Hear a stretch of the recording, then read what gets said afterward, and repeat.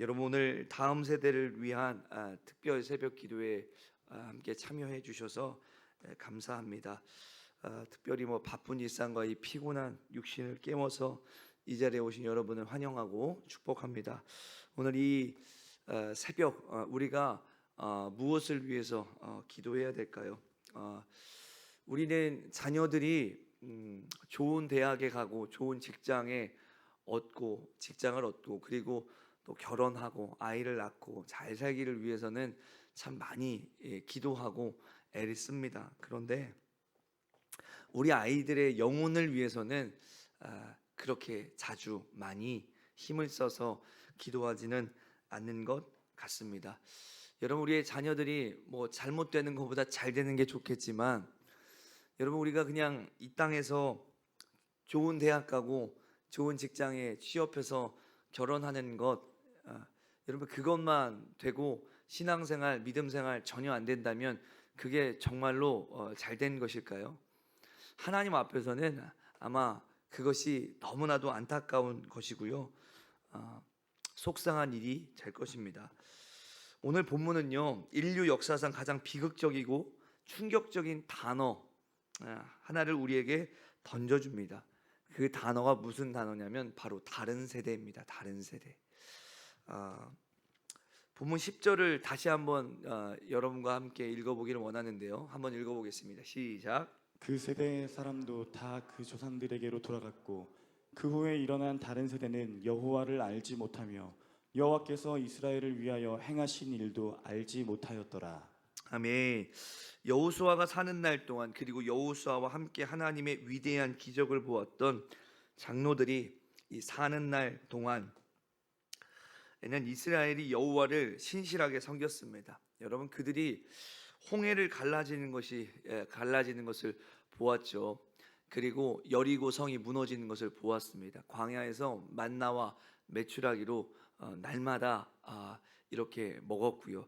구름 기둥, 불 기둥이 자신들을 인도하는 것을 경험했던 그런 세대였습니다. 다시 말하면 신앙의 야성이 살아 있었던 그런 세대.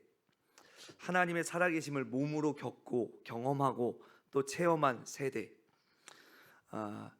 그런데 그 여호수아가 기성세대가 죽고 난 뒤 불과 한 세대, 즉 30년이째 지나지 않아 성경은 청천벽력 같은 영적 침체를 선언합니다.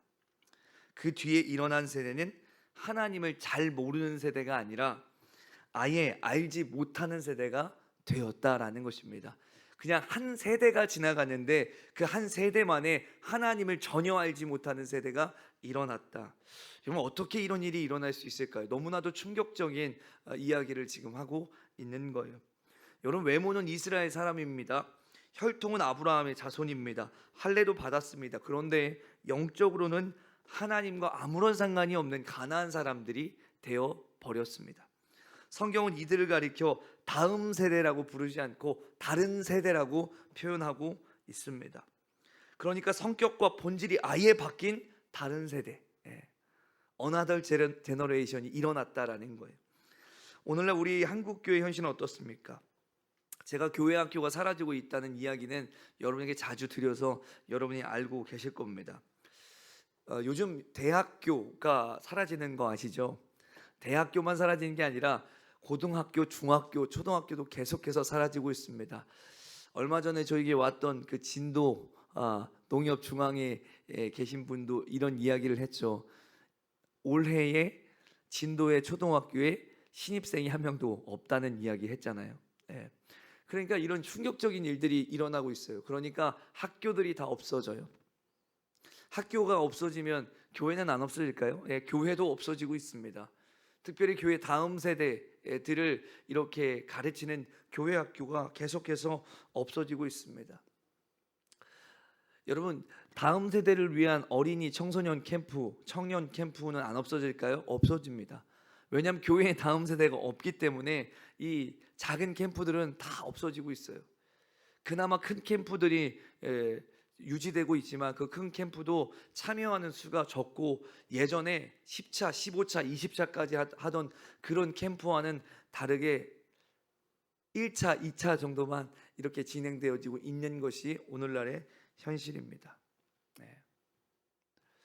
침례 교단 전체에 청년 캠프가 100명을 신청했습니다. 침례 교단 전체 청소년 캠프가 150명을 신청했습니다. 제가 올해 저희 더 게이트 캠프도 신청자가 적어가지고 좀 속상한 마음도 있고 그랬는데, 그런데 교단 전체 캠프가 그 정도면 많이 했다라는 생각도 들었습니다. 우리의 자녀들이 대학에 가고 세상에 나가면서 가장 먼저 던져버리는 게 뭔지 아십니까?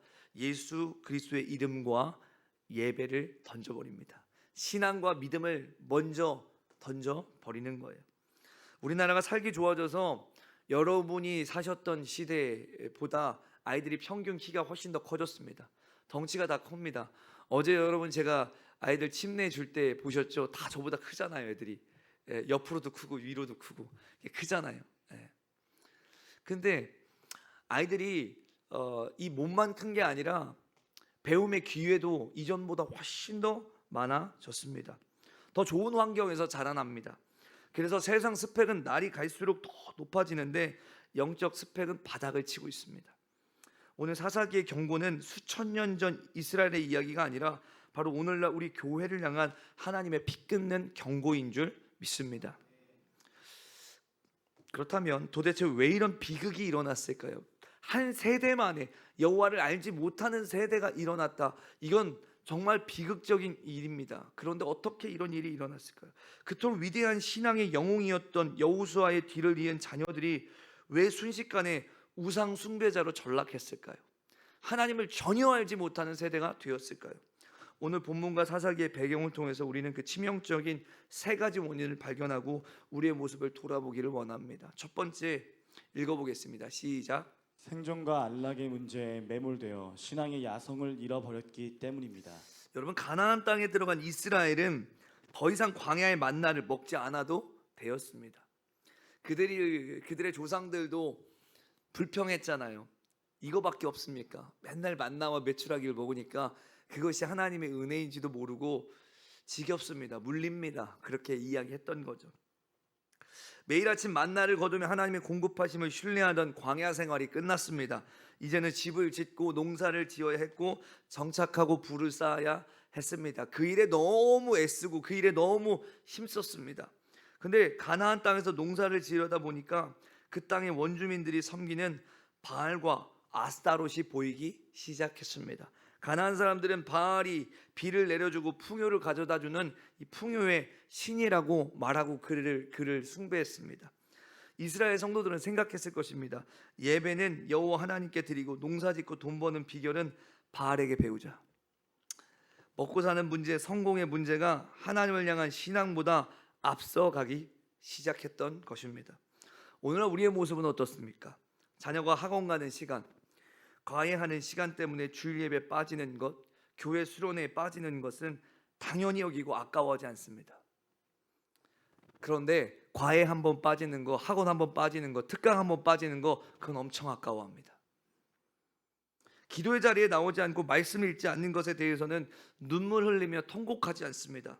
근데 아이들이 성적 떨어지는 것은 엄청나게 안타까워하고 눈물을 흘립니다. 믿음이 성장하지 않는 데에는 별로 큰 마음을 두지 않습니다. 근데 아이가 공부하지 않는 거에 대해서는 너무나도 큰 마음을 갖는 거죠. 그게 전부인 것처럼. 여러분, 학교 야자가 끝나면 기다렸다가 자녀들을 픽업해서 둔산동에 있는 11시, 12시까지 하는 학원으로 이렇게 태워다주는 부모님들 많이 있습니다. 둔산동에 사시는 분들은 그런 광경들을 적지 않게 보셨을 겁니다. 그리고 또 끝나면은 기다렸다가 자녀를 픽업해서 집에 데려가는 그런 부모들도 여러분 많이 보셨을 것입니다. 심지어 대치동에서는요, 그런 일들은 정말 너무나도 자주 쉽게 볼 수 있는 그런 일들입니다. 심지어 아이들이 방황을 해가지고 혹여라도 넘지 말아야 될 선을 넘어가지고 여자아이가 임신을 할까 봐서 아이한테 정기적으로 피임약을 먹이는 고등학생 여자아이를 둔 부모님들이 대치동엔 많답니다. 여러분, 아이들의 신앙을 위해서 그런 열정과 열심으로 아이들을 도와주는 부모는 여러분 많지 않아요. 아니, 없어 보여요. 우리 교회에서도 그런 분을 한 번도 못 봤어요. 그런데 아이들이 성적을 위해서, 세상적인 성공을 위해서는 애쓰고 힘쓰고 노력하는 부모님은 쉽게 볼 수 있습니다. 일단 대학부터 가고 나서 신앙생활 해라. 대학 잘 가고 취업 잘하고 신앙생활 하자. 그러고 교회 열심히 다니면 되지. 그렇게 타협하죠. 근데 여러분, 그 골든 타임, 다음 이 대학 가기 전에 그 골든 타임을 놓치면 여러분 잡을 수가 없어요. 이제 대학 때부터는 부모하고 있는 시간이 현저하게 줄어듭니다. 어떻게 영향을 끼칠 것입니까? 어떻게 그들을 주께로 이끌어 오시겠습니까? 우리가 좋은 대학, 좋은 직장이라는 세상의 가나안 문화에 자녀들을 밀어넣느라 정작 그 영혼이 말라 죽어가고 있는 것을 보지 못하는 영적인 소경이 되지는 않았습니까? 여러분, 우리가 이런 모습으로 나아갈 때 어떻게 되냐면 바로 한 세대가 지나서 여호와를 전혀 알지 못하는 완전히 다른 세대가 일어나는 겁니다. 우리가 세상 성공을 신앙보다 앞세울 때 우리 자녀는요, 귀신같이 그것을 배웁니다. 우리가 예배를 양보하라고 가르쳤고, 우리가 돈이 먼저고 성적이 먼저고 성공이 먼저라고 삶으로 보여주지 않았습니까? 그 결과가 바로 하나님을 떠난 다른 세대가 일어나게 되는 결과로 이어지게 되는 겁니다. 자녀를 다른 세대로 만드는 주범이 여러분 부모라는 겁니다. 누가 그 자녀를 다른 세대로 만들었습니까? 부모가 다른 세대로 만든 거예요. 세상의 성공과 번영과 돈 버는 일, 그게 훨씬 더 중요하게 한 것처럼 여기고 살아가는 부모의 삶 때문에 자녀들이 주님을 완전히 떠나고 여호와를 알지 못하는 다른 세대가 된 것이고, 교회 안에 있어도 아니 이것보다, 예배보다, 신앙보다, 믿음보다 성적이 더 중요해, 성공이 더 중요해, 친구들이랑 노는 게 더 중요해, 놀러 가는 게 더 중요해, 이런 마음을 갖게 되는 거예요. 여러분, 자녀를 다른 세대로 만드는 주범이 바로 나임을, 우리 부모임을, 우리 어른 세대임을 여러분, 우리 이 새벽에 가슴치며 통곡하면서 기도하는 한 주간이 되었으면 좋겠습니다. 두 번째, 왜 이런 다른 세대가 일어났을까요? 읽어보겠습니다. 시작. 지식의 하나님만 전하고 체험의 하나님을 보여주지 못했기 때문입니다. 오늘 10절 말씀을 다시 보시면 이렇게 말하죠. 그들이 여호와께서 이스라엘을 위해서 행하신 일도 알지 못하였더라. 여기서 알나에 해당하는 히브리어 단어는 야다입니다. 이 단어는 단순히 머리로 지식을 습득하는 것을 이야기하지 않습니다. 부부가 부대끼며 살아가서 서로가 서로에 대해서 잘 아는 것처럼 삶의 현장에서 깊이 경험하고 부딪혀서 알게 되는 인격적이고 체험적인 그런 지식을 말합니다. 즉 사사기의 다음 세대들은 부모 세대로부터 옛날에 하나님이 홍해를 가르쳤단다, 광야에서 만나를 주셨단다 라는 이야기를 들었을지 모릅니다. 그러나 정작 자신의 삶 속에서 역사하시는 하나님, 나의 고난 속에서 내 기도를 들으시는 하나님, 그리고 나를 인도하시는 그 하나님을 삶으로 경험해 본 적이, 체험해 본 적이 없다라는 거예요. 그러니까 그들에게 하나님은 우리 조상의 하나님이에요. 그들에게 하나님은 우리 엄마 아빠의 하나님이에요. 그들에게 하나님은 목사님의 하나님이에요. 여러분, 오늘날 우리의 다음 세대도 마찬가지입니다. 아이들이 주님 앞에 엎드려 씨름해서 눈물 흘리며 기도해서 만났던 주님을 경험해 본 적이 없어요. 여러분, 기성세대들은 밤낮 부르짖어 기도하면서 주님을 만났던 그런 경험이 있어요. 삶의 밑바닥에서 하나님을 만났던 이런 생생한 간증이 있어요. 그런데 다음 세대에게는 그 하나님이 책 속에서 만난 하나님, 부모님의 하나님, 목사님의 하나님으로 머물러 있는 거예요. 내 삶을 인도하시는 살아계신 하나님을 직접 만나지 못하니까 청소년기가 되고 청년기가 돼서 세상의 거센 유혹과 무신론의 공격이 몰아올 때 그 연약한 신앙의 논리가 단번에 깨어지고 무너져 버리는 거예요. 그래서 우리 아이들에게 수련회가 필요한 거예요. 이 수련회가 성경 속에서 성경 속의 하나님, 부모의 하나님을 넘어 나의 하나님을 만나는 귀한 자리가 되기 때문에 그렇습니다. 여러분, 어린이 청소년들이 대부분 언제 예수님을 인격적으로 만났습니까? 라고 하는 질문 앞에 90%가 여름 수련회를 꼽습니다. 수련회 때 예수님을 인격적으로 만났다. 수련회 때 내가 정말로 예수님을 믿기 시작한 것 같다라고 그렇게 이야기를 하는 거예요. 그래서 수련회가 중요한 거예요. 이번 수련회는 우리 자녀들이 부모의 하나님이 아니라, 성경 속의 하나님이 아니라, 목사님의 하나님이 아니라 나의 하나님을 만나는 귀한 자리가 되어야 될 줄로 믿습니다. 우리가 그것을 위해서 간절히 기도하는 한 주가 되었으면 좋겠습니다. 할렐루야. 세 번째, 왜 다른 세대가 일어났습니까? 시작. 기성세대의 안일함과 기도의 침묵 때문입니다. 여호수아와 장로들은 위대한 믿음의 세대였습니다. 가나안을 정복한 세대였습니다. 그리고 그 후손들에게 아주 좋은 환경을 선물한 그런 세대였습니다. 그런데 그들이 치명적인 실수를 했습니다. 자신들의 신앙을 다음 세대의 가슴에 새겨 넣는 신앙 전수, 그것을 실패했습니다. 그리고 그들의 후손들을 위한 중보 기도에 실패했습니다. 우리가 반드시 기억해야 될 영적인 진리가 있습니다. 신앙은 저절로 유전되지 않는다는 것입니다. 여러분이 믿음이 없습니까? 여러분 믿음이 있죠. 근데 여러분 믿음이 저절로 전수되던가요? 이미 장성한 자녀를 주신 분들은 너무나도 잘 알 겁니다. 내 신앙이 저절로 전수되지 않는다는 것을.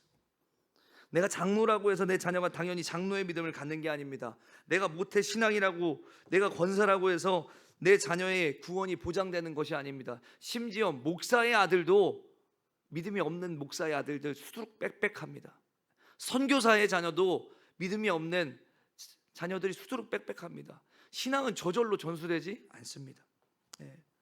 신앙은 부모 세대에서 자녀의 세대로 저절로 흘러가는 것이 아니라 애쓰고 힘쓰고 노력해야지 가능한 일인 거예요. 여러분, 내가 은혜 받고 있다고 여러분 안심하지 마십시오. 우리가 우리의 다음 세대를 위한 이 기도를 쉬고요, 신앙 전수를 포기한다면 우리의 자녀에게 신앙이 전수될 수는 없는 거예요. 부모의 기도가 멈추면요, 자녀의 영혼은 죽습니다. 우리의 기도가 멈추면요, 우리의 교회에는 다음 세대가 없고 다른 세대가 일어나게 될 것입니다. 과거를 이렇게 생각하시면서 우리 교회도, 우리 교회 산성 유치원에 애들이 그렇게 많았는데 그 애들이 다 어디 갔지? 이런 이야기들을 가끔씩 하시는 분들이 있어요. 산성 유치원 다녔던 아이들 다 어디 있습니까?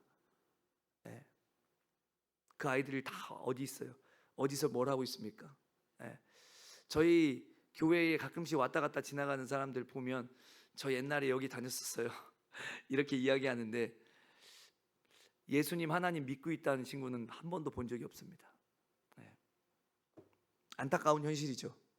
여러분, 우리가 산성 유치원을 한 지가 몇 년이 지났나요? 그만둔 지가 몇 년이 지났나요? 30년이 지났나요? 40년이 지났나요? 근데 하나님을 전혀 알지 못하는 세대가 되었습니다. 저절로 우리의 신앙이 전수되지 않는다는 사실을 기억하고, 우리는 다음 세대를 위해서 중보하고 그들에게 우리의 신앙을, 우리의 믿음을 전수하는데 애쓰고 힘써야 되는 줄 믿습니다. 무서운 속도로 아이들을 마귀 사탄은 죄로 물들이고요, 세상의 수많은 유혹들로 그들을 죄 가운데 살게 만들어 버립니다. 기성세대의 기도의 공백은 다음 세대의 영적인 위기를 가져옵니다. 부모인 우리가 지금 눈물로 기도의 벽을 쌓아주지 않으면 우리 자녀들은 세상의 거센 풍파 속에서 무방비로 무너질 수밖에 없습니다. 사랑하는 성도 여러분, 오늘 이 새벽에 하나님께서 왜 우리를 이 자리에 부르셨습니까? 왜 특별 새벽 기도회인데 그 앞에 다음 세대를 위한 특별 새벽 기도회로 우리를 부르셨을까요? 너희 자녀와 후손들을 다른 세대가 되도록 방치하지 말고 다시 여호와를 아는 거룩한 세대로 일으키라는 하나님의 명령인 줄 믿습니다. 다음 세대를 위한 특별 새벽 기도회를 하는 교회가 많지 않아요. 이 여름 수련회를 앞두고 다음 세대를 위한 특별 새벽 기도회를 하는 교회들이 많지 않아요. 여러분, 어떤 목사님이, 제가 어제 제 동기 목사가 개척을 하고 설립 예배를 드려서 세종에 가서 예배를 드리고 왔습니다. 근데 그 중에서 그 지방회에 이렇게 회장 목사님이 설교를 하셨는데, 그 목사님이 제가 늘 원두를 사러 가는 그 커피집을 하시는 목사님이에요. 그분이 예배가 끝나고 제가 목사님 안녕하세요 하고 인사를 했는데 저를 너무 반갑게 맞이해 주시는 거예요. 그러면서 나 박 목사 팬이야. 나 박 목사 그 쇼츠에 중독됐어. 막 이러면서 저한테 막 인사를 해주시는 거예요. 그러면서 그분이 목사님 설교 은혜 받았습니다. 그랬더니 그분이 그런 이야기를 하더라고요. 성도들에 대한 화가 있대요. 자기가 분노가 있다는 거예요. 이 정도 했으면 이렇게 좀 따라와 줘야 되는 거 아니야? 이 정도 신앙이 좀 됐으면 이렇게 좀 돼줘야 되는 거 아니야? 근데 어떻게 저렇게 안 따라와 주지? 안 도와주지? 막 이런 마음에 분노가 있었다는 이야기를 설교 때 하셨거든요. 예. 근데 그분이 그런 얘기를 했어요. 설교 중에. 예.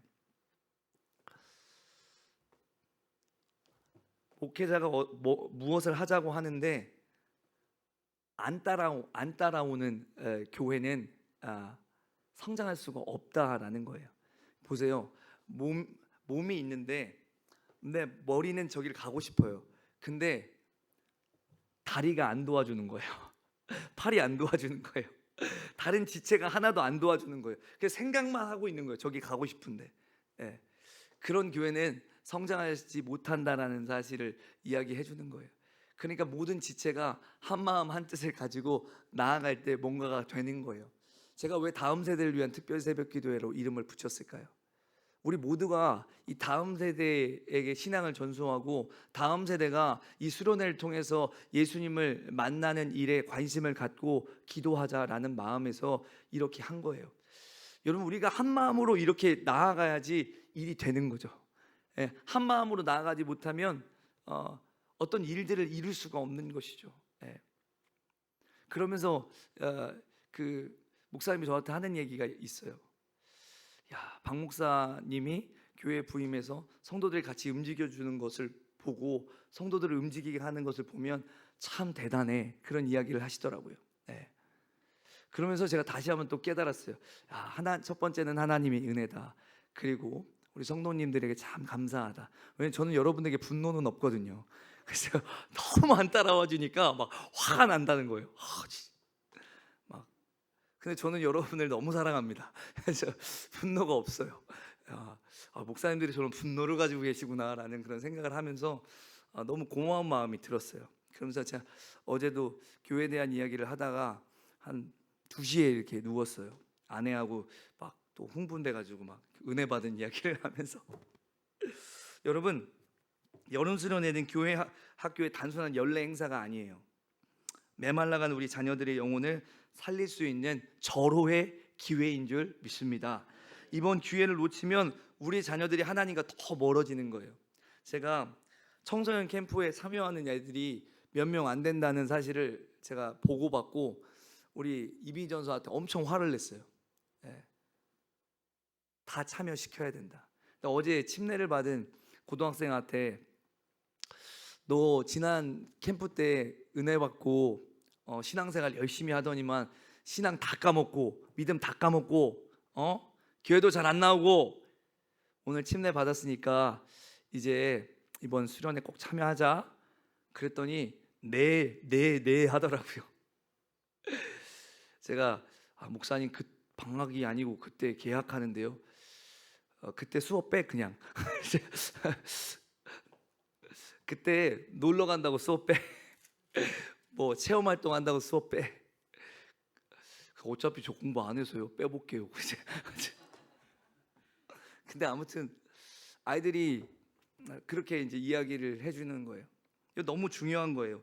그 날이 은혜의 기회고 아이들이 예수님 만날 수 있는 절호의 기회이기 때문에 잃어버렸던 신앙, 까먹었던 신앙을 회복할 수 있는 절호의 기회이기 때문에 우리가 한 영혼이라도 한 사람이라도 더 참여시켜야 되는 거예요.